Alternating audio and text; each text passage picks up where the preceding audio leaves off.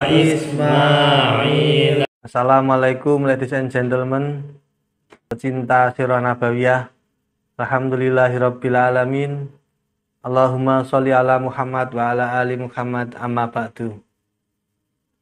Tanya alamat malah kebelasuk. Cari tukang roti nemunya tukang las. Pemirsa, mari kita masuk kisah yang nomor ke-13. Kisah Isaf dan Nailah yang berzina di depan Ka'bah.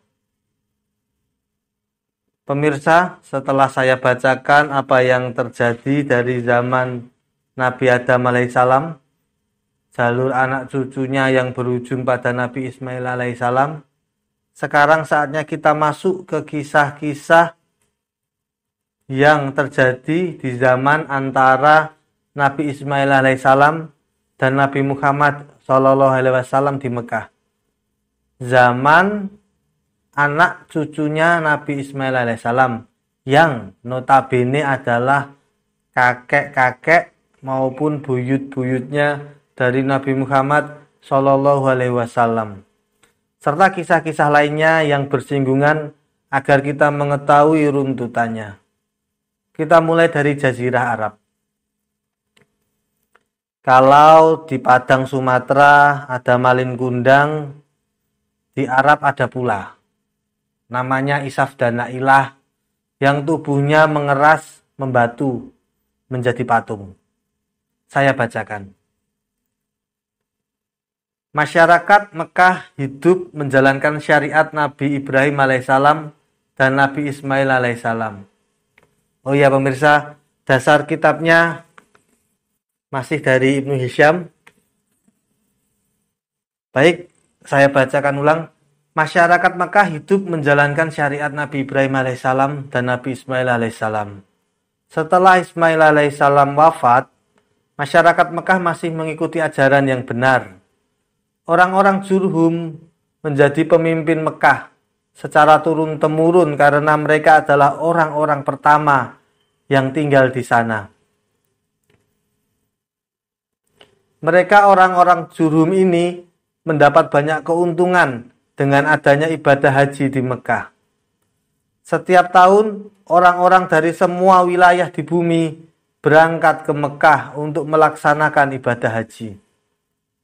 Saya katakan dari seluruh penjuru bumi, karena teriakan haji yang diserukan oleh Nabi Ibrahim alaihissalam didengar oleh semua manusia dimanapun mereka berada, sebagaimana yang saya sampaikan di kisah ke-11.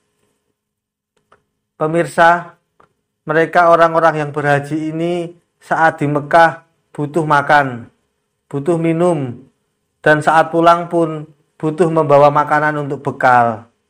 Belum lagi mereka juga ingin membawa oleh-oleh, sehingga masyarakat Jurhum di Mekah menjadi mudah mendapatkan uang dari hasil berdagang musim haji.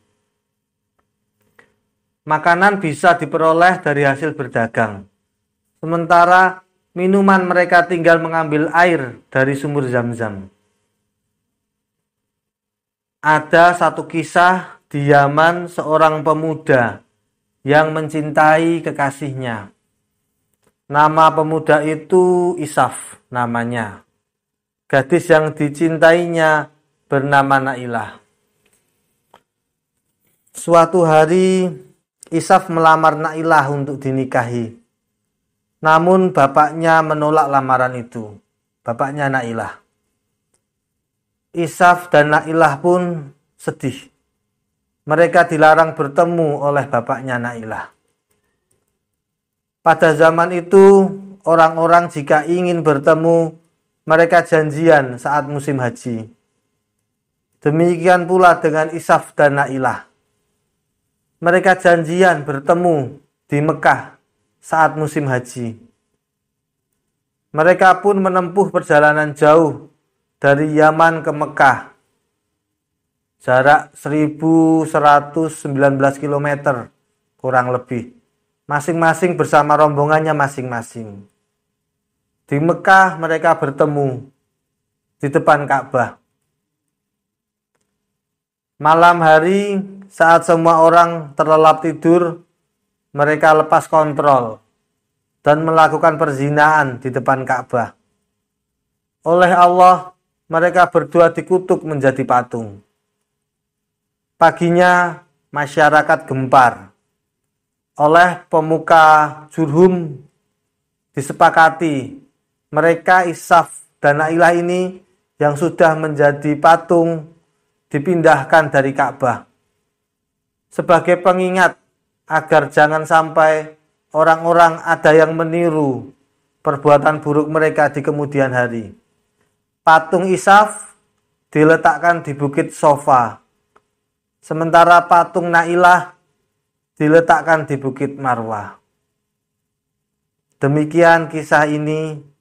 Mari kita tutup dengan doa sapu jagat. Rabbana atina fid dunya hasanah wa fil akhirati hasanah wa qina adzabannar. Amin. Dari tadi nyari tukang las.